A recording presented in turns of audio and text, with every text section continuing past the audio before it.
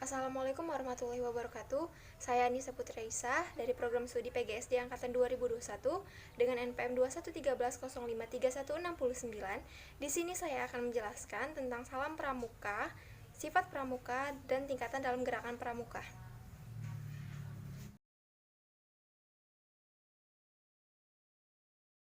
Pengertian salam pramuka. Salam pramuka adalah salam yang digunakan oleh anggota pramuka sebagai wujud penghargaan yang diberikan kepada anggota pramuka lainnya.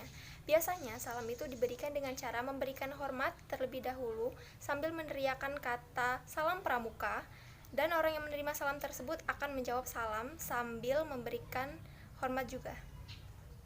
Fungsi salam pramuka yang pertama sebagai tanda kedisiplinan serta mewujudkan ikatan yang kuat antara anggota pramuka satu dengan anggota pramuka lainnya.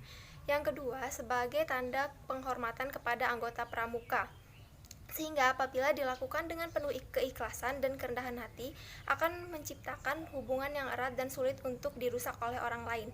Maka dari itu, kita sebagai anggota pramuka haruslah saling menghormati anggota pramuka lainnya demi terciptanya persatuan dan kesatuan. Macam-macam salam pramuka. Dalam pramuka terdapat 3 macam salam. Yang pertama, salam biasa.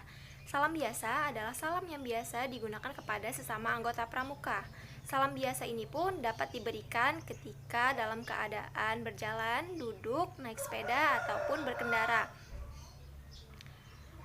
Jadi, tidak mesti dalam keadaan berdiri saja. Yang kedua, itu adalah salam hormat. Salam hormat biasanya diberikan ketika yang pertama, bendera kebangsaan dikibarkan ataupun diturunkan pada saat upacara. Yang kedua, jenazah lewat ataupun sudah dimakamkan. Yang ketiga, itu kepada para pejabat dan petinggi negara. Dan yang terakhir, pada saat menyanyikan lagu kebangsaan Indonesia Raya.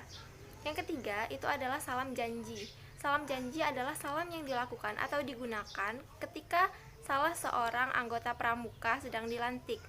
Salam ini diberikan ketika ia mengucapkan janji, yaitu Trisatya dan Dwi Satya. Selain itu, salam ini juga diberikan ketika ia mengucapkan janji Trisatya dalam acara ulang janji.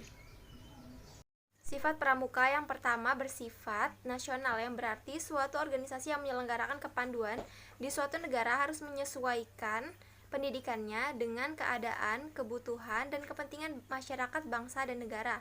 Yang kedua, itu bersifat internasional, yang berarti bahwa organisasi kepanduan di negara manapun di dunia ini harus membina dan menyelenggarakan rasa persaudaraan dan rasa persahabatan antara sesama pandu dan sesama manusia tanpa membedakan keyakinan atau agama, golongan, tingkat, suku, bangsa, dan negara. Dan yang terakhir itu bersifat internasional, yang berarti kepanduan itu dapat dipergunakan di mana saja untuk mendidik anak-anak dari bangsa apa saja.